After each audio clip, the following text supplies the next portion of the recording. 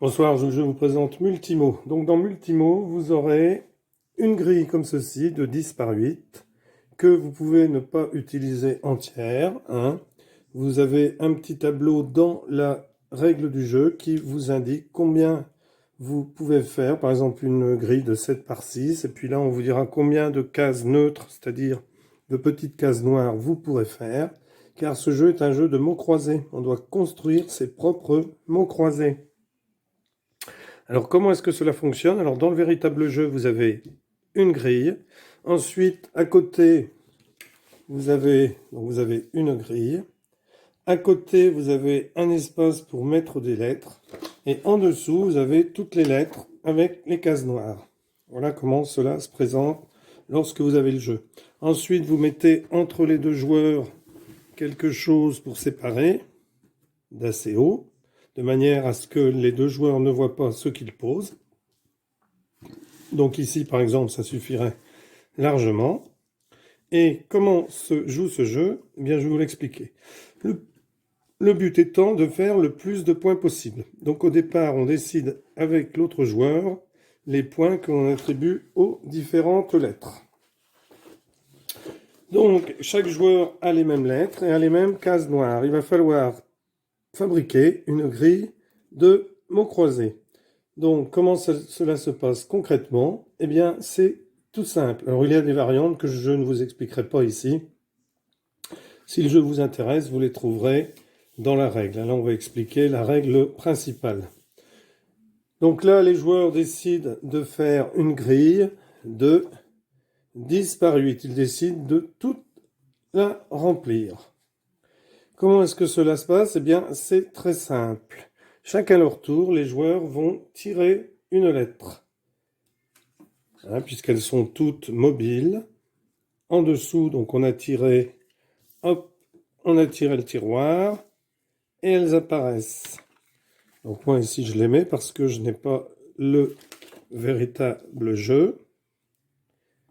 Donc celui-ci je l'ai refabriqué à partir du véritable jeu. Donc comment cela se passe? Eh bien par exemple, donc hein, on a une petite zone ici juste à côté de la grille pour mettre les lettres. Alors moi je vais les mettre en dessous. C'est-à-dire que lorsqu'on ne veut pas les jouer, eh bien, on ne les joue pas. Donc, par exemple, c'est au premier joueur de jouer. Il va dire une lettre, la prendre, et l'autre joueur devra faire de même de l'autre côté. Donc, le joueur dit X, par exemple. Donc, ce joueur-là ne la pose pas encore sur sa grille de mots croisés, mais il la garde. Alors, il y a aussi des cases noires. Hein, des cases noires. Donc, si un joueur dit case noire, eh bien, on doit prendre une case noire. Donc, l'autre joueur dit case noire. Donc, il prend une case noire de son côté, et ce joueur-là prend aussi une case noire. Voilà, donc ici, je laisse la grille, j'ai découpé quelques lettres hein, ailleurs. Donc, le joueur ici dit A. Donc, les deux joueurs prennent un A. L'autre joueur dit I. Donc, les joueurs disent I et mettent pour l'instant... Alors, lui a décidé de les mettre dans sa zone d'attente. Hein. Pour l'instant, il ne veut pas les poser sur sa grille parce qu'il n'a pas de mots à créer. Donc, ce joueur-là dit, par rapport aux lettres qu'il a, alors ce sont bien entendu les mêmes que l'autre, sauf qu'elles ne seront peut-être pas posées au même endroit. Il dit M. Donc les deux joueurs prennent un M. Et là, lui commence. Donc il met par exemple... Alors il va se mettre...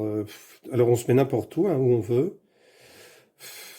Donc lui va décider de, par exemple, poser ici. Donc il va mettre une case noire ici.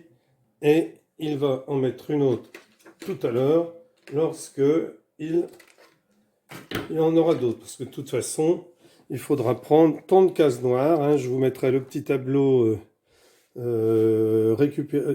récapitulatif qui vous explique combien de lettres et de cases neutres on doit mettre selon la taille de la grille.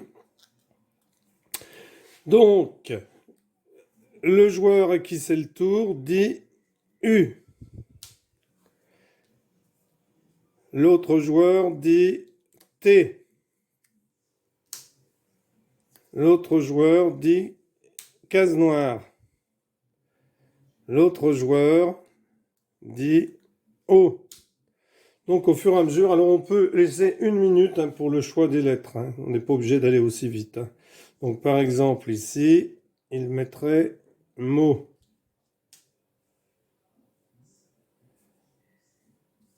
Alors ensuite, il mettrait une case noire ici. Voilà, il construit au fur et à mesure. Alors après, on peut tout décaler, on fait comme on veut. Donc ce jeu se joue bien jusqu'à ce que la grille soit complète. Et une fois que la grille est complète, eh bien, on compte les points. Donc on compte les points avec les valeurs qu'on avait données aux différentes lettres. Et puis, alors si on veut donner aucune valeur, eh bien, on compte par exemple 3 points parce qu'il y a 3 lettres.